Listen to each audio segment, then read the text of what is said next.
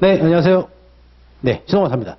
자, 이번 시간에는 제가 이제 여러분들 강의보다는 이제 알려드릴 내용이 있습니다. 자, 보면은 뭐냐면 이제 우리 2차 시험에서 이제 관세법이란 1교시에서 보면 이제 수출용 원재료에 대한 환급에 관한 특례법이 일반적으로 한 문제 정도 나옵니다. 그래서 요거에 대해서 설명드릴 거예요. 그래서 환급특례법 같은 경우는 저희 학원에서 이제 다른 좀 차이점이 뭐냐면은 이제 제가 기본 강의를 하게 되는데 요거에 대해서 좀 시간 분량이 좀 됩니다. 보면은 이제 뭐 한두 시간 하는 게 아니라 이거에 대해서 한 5시간 정도 기본 강의를 깝니다. 근데 이제 환급 같은 경우는 이제 관세 업무에서도 상당히 중요하죠.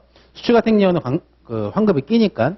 근데 수출에 대해서도 요 환급 같은 경우에는 수출 신고 및 통관을 잘 알아야지만이 요 환급을 할 수가 있어요. 그리고 또 환급 같은 경우는 당연히 수입 신고 필증을 읽을 수 있어야만이 또 환급에 대한 계산을 할 수가 있습니다. 요거에 대해서 규정을 한 게 이제 환급 특례법입니다. 그래서 내용은 이제 많지가 않아요. 이제 23개의 법조 몇 개 없는데 또 시행령, 시행규칙이 또 있죠. 근데 이게 꼭 한 문제 정도 나옵니다. 근데 예전에 기출문제 보게 되면은 또 이게 또 50점짜리 문제를 또 엮어서 나눈 게 있어요. 근데 요거는 이제 내용을 알아야지만 이해가 되시죠. 그래서 먼저 말씀드리면은 이제 납부 징수에 대한 유예제도, 그래서 관세법은 월별 납부가 있습니다. 납부기한에 속하는 동일한 달에 속하는 세액에 대해서 한 번에 납부를 하는 것이죠.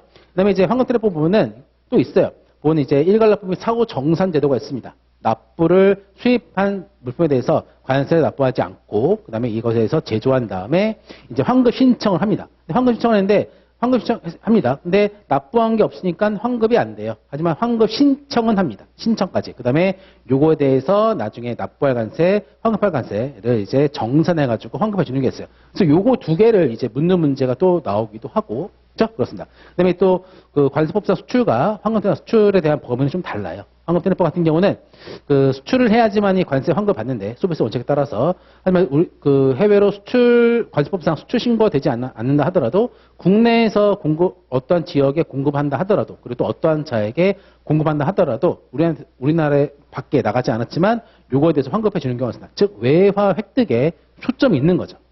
요거에 대해서. 그죠? 그래서 요게 이제 환급특례법입니다. 그래서 이제 보면은 맨 위에 보면은 환급특례법 같은 경우에는 이제 1교시죠. 1교시도 80분입니다. 그래서 9시 반부터 10시 50분까지 시험 보게 되죠.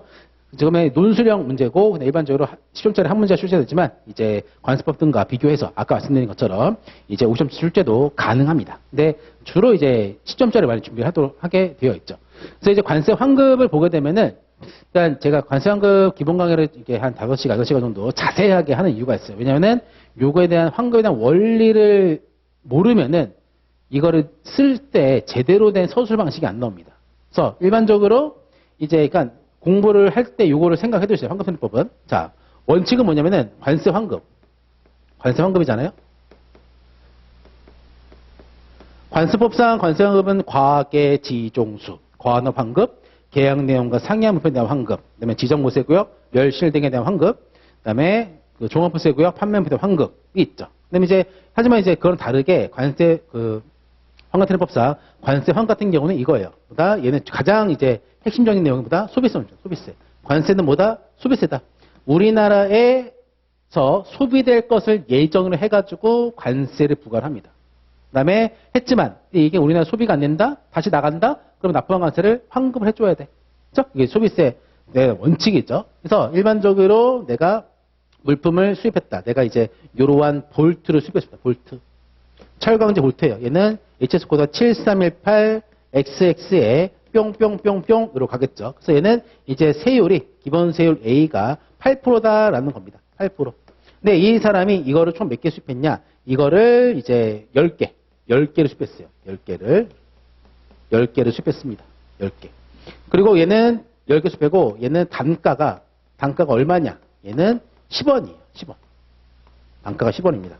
그러면은 금액은 얼마입니까? 금액은 총 얼마입니까? 100원. 100원이야. 100원입니다. 단가. 근데 세율이 얼마예요? 얘는 8%입니다. 8%.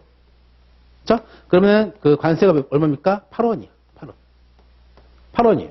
근데 여기까지가 산식이 나온 거죠. 그런데 여기에 대해서 8원인데 물품 개수 몇 개입니까? 10개입니다. 10개.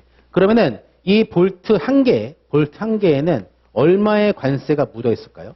볼트 한 개에는 얼마다? 얘는 0.8원의 관세가 묻어 있는 겁니다. 0.8원.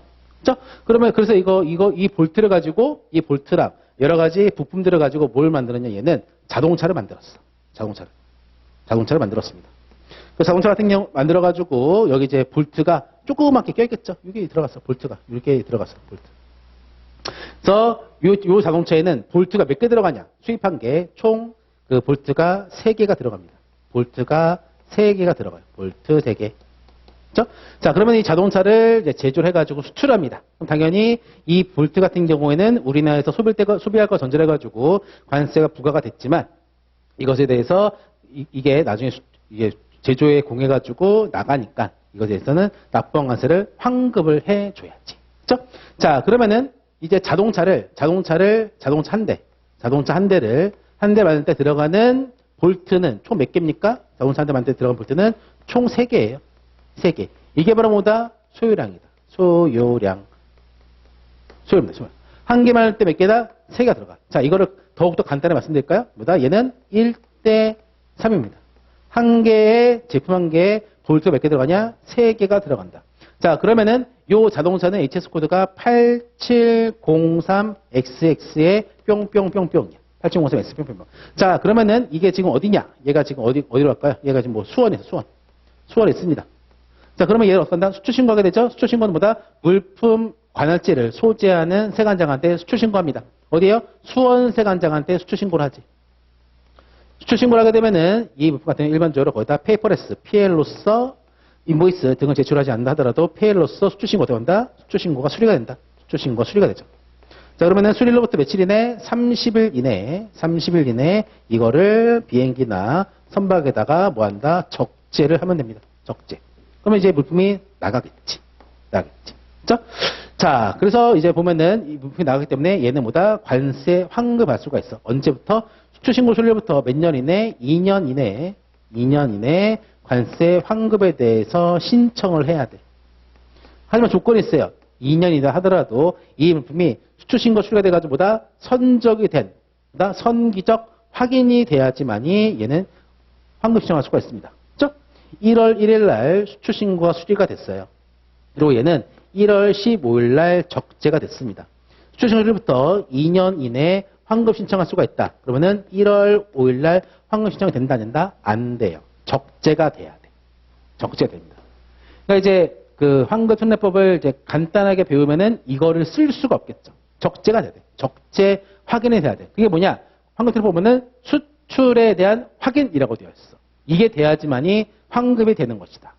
이것보다 나중에 환급할 때 적어야 되는 부분이에요. 이거는 제가 그냥 실무가 아니에요. 규정에 있는 것이지. 그렇죠? 여기까지가 완료. 자, 그러면 환급 신청할 때 뭐 한다? 얘는 소유량을 계산해야 돼. 소유량 몇이요? 1대 3입니다. 자동차 몇 개 수출했어? 자동차가 총 얘는 3대를 수출했어요. 3대를 수출했습니다. 그러면 소유량이 몇 개예요? 1대 3이니까 3개 수출했다. 그럼 몇 개 들어가? 자재가 9개가 들어가는 거지. 1대 3이니까 얘가 3이고, 그러니까 얘는 X가 뭐예요? 얘는 9가 되는 거잖아. 그죠? 그러면은 9개잖아요. 볼트가 9개가 수출됐다. 그런 경우에는 이 볼트가 9개면은 볼트 하나당 무슨 관세가 얼마입니까? 0.8이야. 이건 얼마? 7.2원에 대해서 얘는 환급을 받을 수가 있다라는 거예요. 그래서 8원을 냈지만 10개 중에서 9개 수출했기 때문에 얘는 보다 7.2원에 대한 관세를 환급받을 수가 있다라는 것이지. 그렇죠? 이게 가장 심플한 거. 얘는 뭐예요? 수입자랑 제조자, 수출자 3명이 다 동일한 거야. 동일한 겁니다. 하지만 이 볼트를 수입한 자가 A가 뭐다? 이 물품을 B한테 넘겨. B는 원상태로 C한테 넘겨. 그리고 C는 자동차를 제조해가지고 A, B, C, D, D한테 넘겨. 이렇게 거래가 또 이루어질 수가 있어. 볼트를 수입한 자, 볼트를 원상태로 B한테 넘겼어. B는 이거를 C한테 넘겼어. C는 볼트를 갖고 자동차를 만들었어. 그 C는 자동차 얘한테 공급했어. 완제품을. 그리고 얘는 수출했어. 라는 겁니다. 그래서 얘는 제조자. 얘는 수출자. 수출자랑 제조자랑 다르네. 그렇죠? 얘는 원상태로 공급한 것이고. 원상태로 공급한 것이고. 그렇죠? 그러면은 이 얘는 수출신고필증 갖고 있는 사람 누구다? 얘입니다. 수출신고필증은 얘가 있어. 수출신고필증. 근데 얘는 이 물품의 볼트에 대해서 납부한 관세가 얼마인지, 그리고 수입신고필증이 얘한테 있습니까? 없어요. 그래서 뭐 한다? 수입신고필증을 갖고 있는 A 갖고 있지. A가 뭐 한다? 자기가 납부한 관세에 대해서 B, C, D한테 얼마의 내가 너한테 공급하는 물품인 그 볼트가 관세를 얼마 냈는지에 대해서 관세를 계산해서 넘겨줘야 돼. 그렇죠? 그래서 이렇게 원상태로 주는 것도 뭐란다? 수입세액 분할증명서라고 해요. 분할증명서. 그러면은 만약에 얘가 10개를 수입해가지고 5개는 B한테 주고 그다음에 5개는 ABCD E한테 줬다. 그러면은 뭐다? 수입신고필증 몇 개예요? 10개에 관세 8원. 있잖아요? 근데 이 중에서 5개는 B, 5개는 E한테 넘겨줬어. 그래서 뭐다? 이 수입신고필증을 반으로 찢는 게 아니라 세액을 분할해서 줘야 돼. 그래서 뭐다? 수입세액 분할증명서야. 그래서 분할증명서를 얘한테 뭘 준다? 5개에 대해서 관세 얼마? 4원. 5개에 대해서 관세 얼마? 4원. 해가지고 분할증명서라는 걸 줘요. 그렇죠? 그러면 이게 뭐다? 또 납부세액이 증빙이 된다. 그러면 또 얘도 뭐다? 얘가 B가 C한테 원산된 거잖아요. 뭐다? 그렇기 때문에 분할증명서 받았잖아요. 뭐다? 분할증명서를 또 분할해서 줘. 그래서 분분증이야. 분할세액 증명서. 그래가지고 분할증명서를 또 준 거지. 그러면 이제 C 같은 경우는 뭐다? 얘는 제조했잖아요. 그래서 뭐다? 얘는 소유랑 관련해서는 C한테 있다. C한테. 그렇죠? C는 얘한테 뭘 준다? 제조했기 때문에 그때는 뭐다? 기초 원재료 납세 증명서를 얘한테 줘요. 뭘 근거로써? 받은 분할 증명서를 근거로 해가지고. 그렇죠? 그래서 이게 소유량을 계산해가지고 기납증을 얘한테 줍니다. 그 기납증은 뭐냐냐? 기초 원재료 납세 증명서라고 하는데 이 자동차에 들어간 원재료 중에서 뭐다? 이 볼트에 대한 관세가 얼마인지, 그 기초 원재료에 대한 관세가 이게 얼마인지에 대해서 증명서 끊는 게 바로 뭐다? 기초 원재료 납세 증명서다. 이러면서 또 어려워지는 것이지. 그렇죠? 그래서 이게 처음에 말씀드리는 거는 이제 수출용 원재료, 그다음에 수출에 대한 증빙. 얘는 뭐다? 그 수입 그 세액에 대해서 국내에 대한 거래는 어떻게 되는 것이며 증빙은 어떻게 되는 것인지. 그렇죠? 그다음에 증빙 어떻게 되는지. 그다음에 나중에 이제 수출 신고 수주가 되면 뭐 한다? 관세 환급 신청할 수가 있다라는 거. 그래서 관세 환급 신청을 할 때는 세관한테 이제 환급 계좌를 등록해야 돼. 내 계좌번호를. 그렇죠? 계좌번호 등록하고 관할지 환급 관할지 세관도 등록을 하고 그러면 그 관할 세관한테 뭐 한다? 나는 이제 환급 신청을 할 수가 있습니다.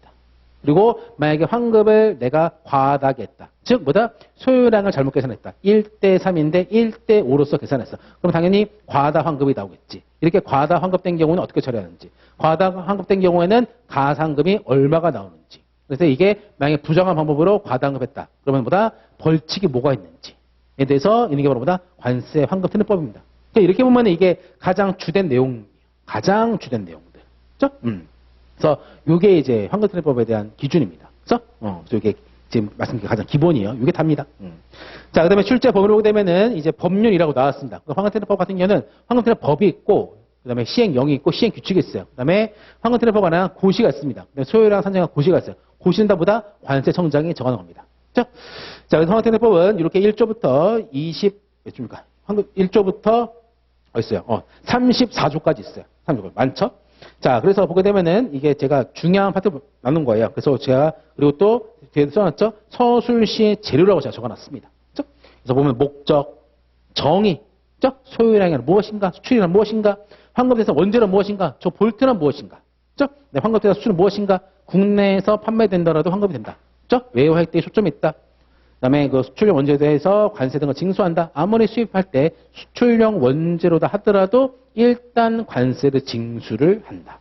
아마 이거에 대한 예로서 뭐가 있다? 일괄 납부 및 사후 정산 제도가 있다. 이건 아까 설명드린 거고 중요한 거고. 그다음에 관세 등에 대한 환급은 어떻게 한다? 핵심보다 소유량 계산서에 따라서 환급한다. 그러니까 핵심이 이거예요. 관세 환급은 소유량 계산서에 따라서 환급되는 겁니다. 이게 가장 중요해요. 그렇죠? 그래서 그 환급하기 전에는 소유량 산정 방법 등을 세관한테 신고를 해야 됩니다. 나는 어떤 방법으로서 그 소유량을 하는지 HSK 10단위로. 그다음에 환급금 산출은 이제 소유량 산정 방법에 따라서 소유량 방법에 따라서 산출하는 것이고, 근데 내가 산정한 소유량 산정 방법이 맞는지 틀린지에 대해서는 사전에 심사를 받을 수가 있는 것이고, 그다음에 이러한 기납증, 분증, 그렇죠? 만약에 자동차에 들어가는 볼트가 있는데 종류가 너무 많아. 그런 경우에는 얘가 받은 기납증, 분증 그런 여러 가지 것들을 하나로 또 퉁 하고 쳐가지고 규격 확인을 생략할 수가 있어요. 그게 뭐다? 평균색 증명서. 납부세에 대한 증빙을 그 규격 확인 생략하고 단위별로 끊어서 그 모든 그 납부세 증빙을 하나로 만들 수가 있다. 그게 뭐다? 평균색 증명서. 그다음에 아까 제조에서 넘긴다 기납증. 그 다음 보면은 이제 정의 환급이 있어요. 정의 환급은 지금 말씀드린 거랑은 완전 별개입니다. 완전 별개. 정의 같은 경우는 이거예요. 그 수입할 때 납부한 세액이 없다 하더라도 이 물품이 관세청장이 연초에 공시를 하는 간이 정의 환급 율표서 HSK 10단위별로서 이 물품은 일반적으로 작년에 이제 우리나라 환급 신청을 한 거 보니까 일반적으로 10,000원당 한 10원 정도 환급 받았어. 그러면은 납부세액이 없다 하더라도 직전 2년간 연평 환급액이 6억 원 이하의 중소제조업체가인 경우에는 이제 수출 금액, FOB 금액당 이제 1만 원으로 나눈 다음에 이것에서 몇십 원에 대해서 관세 환급을 해줍니다. 그렇죠? 그러니까 소요량 계산이 그만큼 어렵다는 거예요. 업체에도 ERP도 있어야 되고 어렵기 때문에 이것에서 그 환급에 대해서 이제 중소기업을 지원하는 의미에서 이제 간이적인 환급이라는 게 있습니다. 그다음에 특수한 물품 같은 경우는 특수공정 물품 환급도 있어요. 그렇죠? 있고, 그다음에 보시면 환급 신청이 있습니다. 환급 어떻게 신청하는지, 그렇죠? 그다음에 환급 신청하게 되면은 심사는 또 어떻게 하는지, 사후 심사가 원칙이에요. 그 수입 신고 똑같습니다. 납세 신고 똑같아요. 사후 심사가 원칙이고, 그렇죠?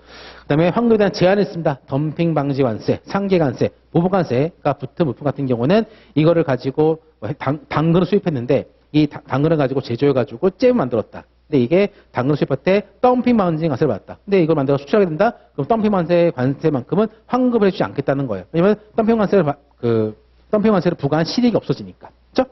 그런 게 바로 환급 제한이고. 그렇죠? 그다음에 서류 보관 제출, 그다음에 가상 금액, 과다 환급금 등등이 있습니다. 이게 끝입니다.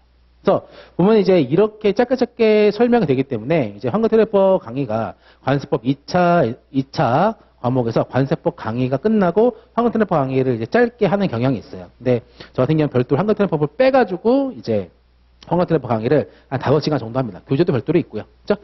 그래서 이렇게 해야지만이 환급특례법을 이해할 수가 있어요. 왜냐면은 이게 관세법에서 이제 10점짜리 또는 5점짜리 엮어서 나오잖아요. 근데 저는 그렇게 생각해요. 환급특례법 10점짜리 문제에 대해서 수업 시간 5시간을 듣고 그다음에 정확히 문제풀이까지 다 하고 그다음에 이 규정에 대해서 완벽하게 이해가 되고 그다음에 해당하는 규정에 대해서 장치를 앞글자는 장치를 해 놓은 다음에 목차 다 외우고 그래가지고 완벽하게 저는 환급특례법을 준비해야 된다고 생각합니다. 왜냐하면 이게 이제 1점 차로 떨어지는데 이것에서 환급특례법에서 최소한 9점 또는 10점을 맞아야 된다고 저는 봐요. 그렇죠? 그렇게 안전하게 공부를 해야 됩니다. 그렇죠? 왜냐하면 이제 다른 뭐 관세법을 뭐 양이 많잖아요. 이런 것들을 어디서 나올지 모르지만 환급특례법 같은 경우는 요 규정에서 무조건 한 문제 나온단 말이야. 근데 이것에 대해서 제대로 공부하지 않으면 서술할 때 중구난방으로 쓴다고. 하지만 이거를 정말 제대로 꼼꼼하게 여러 가지 사례를 가지고 학습하게 되면은 남들과 답안이 완전 다릅니다. 그러니까 제가 경험해봤어요. 그러니까 제가 한 3년 전부터 이 법학원에서 환급특례법 강의를 이제 단독으로 하고 있는데 하는 이유는 그거예요. 저도 이제 관세법인을 운영하고 있지만 저도 이제 가장 많이 하는 업무 중에 한 개가 환급특례법, 환급이야, 관세 환급. 근데 이러한 일반적인 환급이 아니라 몇 단계 아래까지 기납증, 분증을 끊고, 그다음에 뭐 간이기납증 끊고 여러 가지를 뭐 단계 해가지고 분할지면서도 받고 해가지고 그러니까 이제 일반적으로 A라는 업체가 있는데 수출이 많아. 근데 환급액이 뭐 얼마 안 돼. 근데 딱 보니까 들어가는 사재가 많아. 들어간 사재가 분명히 이러한 업체들에서 이러한 그 재증명, 기납 분증들을 발행할 수가 있어. 그럼 저는 업체 갑니다. 업체 가서 분석을 하고 소요량 계산을 하고 해서 다 끌어모아요. 그럼 당연히 환급액이 이제 그 1년치, 2년치 하게 되면은 양이 그 금액이 엄청나죠. 보면은. 그래서 이런 것들을 거의 한 8, 9년 정도 계속 해왔던 것 같습니다. 영업도 하고, 그죠? 이렇게 업체한테 도움도 주고, 그만큼의 이제 대가도 받고 하게 되면서. 그래서 환급 같은 경우에는 이제 가장 자신 있는 분야고, 그 다음에 심사도 많이 해봤고, 환급 관련해가지고. 그래서 해본 결과, 이게 예전에 수업할 때, 그때도 저도 이제 환급법을 제대로 배운 적이 없어요. 네, 수험생 때. 그리고 이제 실무에 이제 나와서도 환급에 대해서 가르쳐 주는 사람이 당연히 없습니다. 누가 이런 기술도 알려줍니까? 당연히 내가 개발하고, 실수도 하고, 세관 가서, 혼나기도 하고, 혼난 게 아니지. 뭐라고 막 말 듣기도 하고, 왜 이렇게밖에 못해요? 그렇게 듣기도 하고, 그렇게도 하고, 뭐, 안 되는 거 되게 하고, 뭐, 행정심판까지 가서, 지기도 하고, 이기도 하고, 환급을 해봤기 때문에, 이거에 대해서 여러 가지 사례나, 이 규정에 대한 본질적인 의미에 대해서 잘 설명할 수가 있어요. 그렇죠? 그렇기 때문에 이제 시간 투자를 해가지고 이렇게 강의를 하고 이제 여러 가지 교재도 만들고 여러분한테 자료나 이렇게 지금 현재도 이렇게 강의를 하고 있는 겁니다. 자, 그다음에 이제 시행 규칙을 보게 되면은 이제 황금투자 법을 이제 받고 시행 규칙 같은 경우에는 황금투자 법에 있는 내용에 대해서 이제 세부적인 대상이나 절차에 대해서 나와 있는 거예요. 이것도 다 시험 법입니다. 근데 그래서 시행 규칙 같은 경우에는 이제 총 보면은 이제 16조까지 있죠. 16조까지. 그렇죠? 됐고 있습니다. 자, 있어요. 자, 그다음에 그 두 번째 장을 보게 되면은 됐고 그렇죠? 다음 장 보게 되면은 이제 황금투자법에 대해서 예시 문제 하나 나왔습니다. 예시 문제. 제가 볼 때는 이제 황금투자법에서 이제 가장 난이도가 있는 문제가 바로 요거에 아닐까 생각들어요. 국내 거래 증명제도라고. 그래서 요 문제를 하나 제가 찍은 이유가 있습니다. 왜냐면은 이게 제가 아까 일반적 환급이랑 또 요거에 대해서 설명드렸잖아요. 요거거든요. 이 문제가 요거. 그래서 이제 일반적인 환급 같은 경우는 뭐 수출용 원재료에 대해 서술하세요. 그다음에 환급 대상 수출 등에 대해 서술하세요. 환급 신청에 대해서 서술하세요. 환급 요건에 대해 서술하세요. 이런 것들이 이제 다들 잘 쓰는 거예요. 근데 하지만 이제 환급 제한에 대해 서술하세요. 평균세액 증명서에 대해서 서술하세요. 그다음에 국내 거래 증명에 대해서 서술하세요. 그다음에 일괄납품 및 사후 정산 제도에 대해서 설명하세요. 이렇게 되면은 이게 실력이 들통납니다. 그러니까 잘하고 있는 분들 잘 쓰시죠. 근데 이게 엉성하게 한 분들은 이렇게 좀 일반적인 내용이 아니라 약간 예외적인 중요한 내용들이 나오게 되면은 당황하고 쓴 걸 보면은 틀려요. 그러니까 단순하게 암기로 하게 되니까 당연히 내용이 안 맞을 가능성이 높지. 이해가 안 되는 전제 하에서. 그렇죠? 그래서 그런 것들에 대해서 그렇기 때문에 황금투자법을 정말 제대로 시간 투자해서 해야 된다라는 겁니다. 그렇죠? 그래서 황금투자법에 대해서 이제 좀 난이도가 있는 게 요거거든요. 국내 거래 증명제도. 볼까요, 목차를? 자, 그래서 해당 국내 거래 증명 두 가지가 있는 거죠. 뭐가 있냐면은 기납증, 분할 증명서가 있는 것이죠. 그다음에 이런 기납증하고 기납증 같은 경우는 일반 기납증과 간이 기납증도 있습니다. 간이적인 환급을 갖고 와가지고 간이하게 기납증을 이제 발급할 수도 있어요. 그렇죠? 그래서 기납증에 대한 해당 취지가 있습니다. 취지해가지고 이제 국내 거래에 대한 증빙이라는 겁니다. 그렇죠? 이건 나중에 수업 시간에 하는 거고, 네, 이번 보시면은 수출용 원재료라고 제가 적어놨습니다. 보면은 근데 이유가 있어요. 왜냐면은 기초 원재료 납세 증명서에 대해서 가장 중요한 규정은 요 3번이거든요. 개념이죠. 법제 12조 제지면의 개념. 세관장은 수출용 원재료가 내고 신용장 등 매매계약서 등에 따라서 거래된 경우 환급 업무를 효율적으로 수행하기 위해서 제조 가공한 후 거래된 수출용 원재료에 대한 납부세액을 증명하는 기납증, 그다음에 원상태로 거래된 경우는 수입세 분할증명서, 즉 분증을 발급할 수 있다라고 되어 있습니다. 그러니까 원상태는 분증, 제조하는 경우는 이제 기납증인 거예요. 근데 지금 보면은 수출용 원재료에 대한 단어가 몇 개 나왔어요? 2번 나왔어. 그러니까 수출용 원재료를 제조 가공해서 넘기거나 아니면은 원상태로 넘기는 거거든요. 그러면은 분명히 그래요. 규정에 목차가 있습니다. 그래서 수출용 원재료에 대해서 보면은 황금투자법의 수출용 원재료가 무엇인지에 대해서 나와 있습니다. 그래서 이 수출용 원재료에 대해서 개념을 서술을 한 거예요. 요거에 대해서. 그래서 이 문제 같은 경우는 지금 이럴 수가 있어요. 선생님 양이 너무 많습니다. 아니에요. 밑줄친 부분 이런 것들이 이제 키워드고 밑줄친 부분에 대해서 서술이 돼야 된다는 겁니다. 보면은 하지만 이제 이해를 하려면 다 봐야겠죠. 하지만 서술은 밑줄친 부분을 쓰는 것이다. 시간상. 자, 그래서 보면 이제 관련된 고시 내용도 있습니다. 선생님, 고시를 왜 합니까? 황금투자 고시는 이제 수출용 원재료든 황금투자 사무처에 고시가 있고, 소요량에 고시도 있고, 여러 가지가 있어요. 근데 여기에 대해서는 쓸 내용들이 있습니다. 뭐냐면은, 당연히 고시까지는 시험 범위가 아니라고 볼 수가 있어요. 하지만 물어보는 경우도 있습니다. 그죠? 보면 이제 쓸 내용도 있어요. 소요량이 아니라 기납증이란 무엇인가? 개념들. 그 다음에 소요량에 대해서 소요량 산정 방법에 관한 고시에 보면은 소요량 산정 방법 6가지거든요. 단위 설계 소요량, 단위 실량 방법들, 1회계연도 등 6가지 방법이 있는데 요거에 대해서도 최소한 개념을 알아두셔야 돼. 만약에 시험 문제에서 소요량 산정 방법에 대해서 서술하, 그럼 그거 써야 되거든. 고시이지만. 그래서 고시에 대해서도 쓸 내용들은 거기서 이제 뽑아낼 내용들은 얼마 없어요. 다 정리가 되어 있습니다. 교재에. 그래서 그런 것들은 봐줘야 된다라는 소리예요. 개념이나 그런 것들은. 그래서 재증명 발급 신청 그 밑줄 친 것 위주로 보면 되는 것이고. 그렇죠? 그래서 제 그 교재 보면은 또 환급세법법 보면은 이제 법이 있고 규칙들이 다 있는데 요거에 대해서 이제 목차를 나눠야 돼요. 그래서 제가 적어놨죠. 재증명 발급 신청, 관세 등의 환급이 제한된 물품 제가 다 적어놓은 거예요. 그래서 보면 이게 편리하게 해놓은 겁니다. 법조문 같은 딱딱하지만 요에 서술할 수 있도록 그 규정 위에다가 목차를 다 마련해놨습니다. 이렇게 정리하는 거예요. 그리고 내용 그리고 해당 규정을 공부하기 전에는 목차를 먼저 공부하시고, 그렇죠? 그래서 이거는 이제 목차를 보여드리려고 한 겁니다. 그리고 밑줄은 이 정도의 서술이 된다라는 것들. 네, 내용 같은 경우는 지금 하기 힘드니까 이거 내용하면은 한 4시간 정도 해야 돼요. 3시간 정도. 그래서 기타 관련 규정이 있습니다. 기타 관련 규정은 뭐냐면은 이러한 국내 거래 증명 제도에 대해서 관련된 환급세법상 규정들을 갖고 온 겁니다. 그러니까 이런 것들이 이제 그 추가 점수가 된다는 거죠. 그리고 추가 점수는 반드시 돼야 되는 거예요. 관련이 되어 있기 때문에. 그죠? 됐습니다. 그래서 기타 관련 규정까지 적어놨습니다.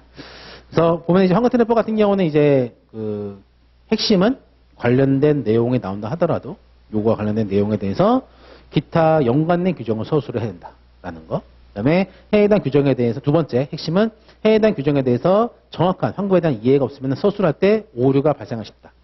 세 번째, 1번하고 2번 지금 말씀드린 그 사유로서 이제 서술이 된다면은 아마 점수는 5점 또는 4점 100개 취득을 못할 것이다. 라는 거. 그래서 보면 이제 1, 2점 차로 이제 시험이 당락이 결정이 되는데 이것에 대해서 환급세법을 이제 지금이라도 이제 수업을 들으셔가지고 정확하게 개념을 정리하시고, 그렇죠? 그러니까 정확하게 개념을 정리하러 이거 오시는 거죠. 수업 시간에. 하시고 이것들을 정리하시고 그다음부터는 이제 혼자 공부하시고. 그러니까 그렇게 된다면 혼자 공부해도 전혀 문제가 없어요. 전혀 문제가 없습니다. 왜냐하면 수업 시간에 다 설명하기 때문에. 그래서 교재가 있고 항상 설명드려요. 옆에는 항상 A4지가 있어야 돼. 그리고 교재는 항상 연필로 적으셔야 돼. 왜냐? 나중에 실력 쓰면은 밑줄이나 체크라는 게 달라지거든. 그래서 여기다가 이제 혼자 공부할 때 수업 시간 내용을 다 필기하시면 양이 될 거예요. 그래서 혼자 공부할 때 만약에 모르는 게 있다. 그러면 이걸 한번 보시면서 수업 내용들을 한번 되새기면서 보시는 것이고. 그죠? 그래서 환급세법은 반드시 잡아야 된다. 반드시. 10점 만점에 9점 또는 10점을 반드시 얘는 받아야 되는 과목이에요. 그죠? 됐습니다. 그래서 환급세법에 대해서 간략하게 설명을 드린 겁니다. 그래서 보면은 이제 그 환급세법 이제 합격하신 분들 이렇게 전화 오고 막 물어보면은 다들 잘 들었다라고 하시더라고요. 그러니까 서술할 때 자신감이 있는 거지. 그러니까 이거 거의 이제 맨 마지막에 환급분해법 문제가 나오거든요. 그래서 관세법을 쓰다 보면은 아마 시간이 남는 게 아마 10분 또는 8분, 7분 정도 남아요. 근데 환급분해법에 대해서 이제 시험 보기 전에 문제를 딱 하고 보게 되면은 관세법 50점짜리 이거 알아. 2번 문제 알아. 3번 문제 알아. 4번 문제 알아. 나와. 근데 환급분해법도 이거 알아. 그래. 그러면은 이 안다는 소리는 뭐냐면은 이 문제에 대해서 쓸 내용도 알지만 이 문제에 대해서 분량이 자동적으로 체크가 돼. 이건 나중에 공부가 많이 하면 느껴져요. 이 문제 관세법상 월별납부 요거 한 페이지 절반 정도 양이 나온다라고 다 계산해야 돼요. 요 문제 얘는 한 페이지 조금 안 돼가 나온다. 그러니까 모든 문제가 긴 게 아니니까. 그래서 이렇게 보면서 환급분해법 가게 되면은 요것도 딱 나오는 거지. 요거는 어느 정도 나오겠다. 라는 거. 그래서 환급세법 같은 경우에는 막판에 힘을 써야 됩니다. 그래서 최소한 한 페이지 반, 최소한 한 장 정도는 여러분들이 투자를 하셔야 돼. 그래야지만 점수가 나옵니다. 정확하게. 그렇죠? 그래서 환급세법은 그렇게 좀 작전을 세우셔야 돼요. 그렇죠? 관세법의 모든 문제가 다 긴 문제가 아닙니다. 하지만 환급분해법 같은 경우는 이제 그 중요한 게 나오고 그 중요한 법조문 위주로 나오기 때문에 얘 같은 경우는 쓸 내용이 많을 수밖에 없어요. 그렇죠? 평균세 치면서 제대로 쓰면 한 장, 두 장이 넘어가요. 하지만 이것들을 미리미리 압축을 다 해놔야 됩니다. 그래서 한 장 정도 돼야지. 일괄납부 사후 정산에도 마찬가지입니다. 그렇죠? 모든 소요량에서도 마찬가지예요. 환급세법은 그 정도는 준비를 해놓으셔야 돼. 그리고 관세법 풀다가도 나는 환급세법에 대해서 한 장 넣을 거다. 나는 최소한 여기다가 시간을 8분, 최소한 8분 정도는 투자를 해야겠다라고 작전을 짜시고 실제 시험 가서 쓰셔야 돼. 그렇죠? 그래서 여러분들이 9점 또는 10점을 반드시 받아야 됩니다. 반드시. 그렇죠? 됐습니다. 그래서 환급분해법 요거는 이제 이렇게 정리하시면 되고 그래서 맛만 본 거죠. 어떻게 될 것이다라는 것들은. 그렇죠? 그래서 환급분해법에 대해서도 미리미리 준비를 하셔야 됩니다. 직전에 하면 안 돼요. 뭐 시험이 이제 얼마 안 남았는데 뭐 작년에 이런 정리 안 됐다. 그럼 지금이라도 들으셔야겠지. 하지만 뭐 2차로 처음 하신다. 뭐 그런 경우에는 지금이라도 들으는 게 좋습니다. 지금이라도. 그렇죠? 됐습니다. 자, 그러면 홍보대납법 이 강의 그 과목에 대한 소개는 여기까지 하고 나중에 수업 시간 뵙도록 하겠습니다. 자, 수고하셨습니다.